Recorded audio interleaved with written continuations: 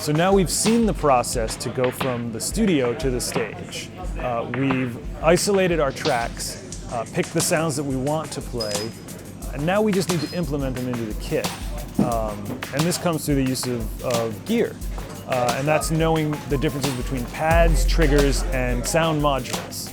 A hybrid setup can be as simple or as complex as you want it to be. It just comes down to your preferences and what the situation calls for. So the first thing to talk about would be pads and triggers. With triggers, you can get either dual zone or single zone, and the difference is really simple. With single zone, you get one surface that you can play.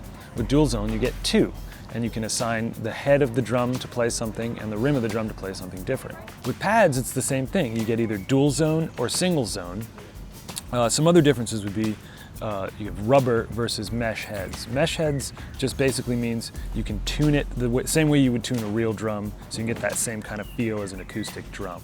The beauty of pads and triggers is that you can place them wherever you want on the kit, so you can customize it to make it as personal as possible. If you need to hit things on the right side, you can put them over there. If you need to hit things over on the left side, they can be there, or anywhere in between. You can have them on your kick, your snare, or any tom. You can basically customize your kit exactly the way you want it to be. The TM1 is a great module if you're new to hybrid. It's got two inputs, so you can assign it to either triggers or pads. An ideal situation for this would be triggering your kick and your snare.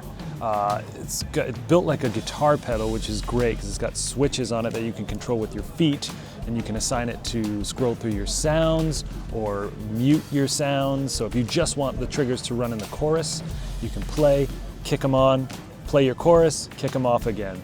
It's really easy to control all the sounds through the editor, and it's got a lot of great sounds built in.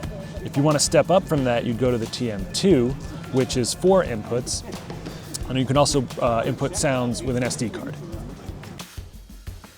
The spd-sx is one of my favorite pieces of gear, and it's really the industry standard for sample pads. It's got 9 playable surfaces and 2 trigger inputs that can be broken up into 4, so you can run extra pads and triggers.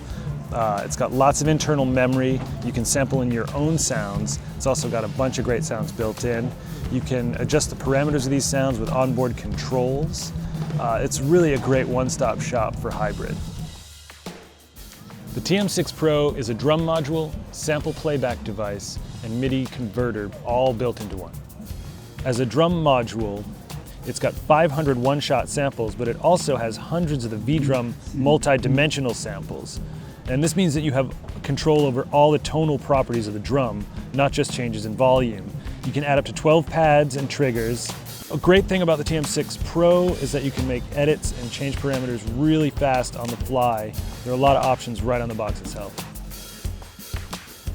The TD50 is the flagship V-Drum model if you want the ultimate hybrid setup. You got all of the power of the flagship V-Drums, such as editing parameters, sample import, onboard faders. It's got incredible sounds and the multi-dimensional drum sounds. Again, controlling all the tonal properties of the drum. It's a great option if you need to send individual lines of each instrument to the sound guy, giving him complete control. It really is the ultimate one-stop shop for a hybrid setup. So these are just some examples of how you can incorporate electronics into your acoustic setup. You can make it really complex, really simple. The sky's the limit, and it's all up to you to experiment and make it as personal and comfortable as possible.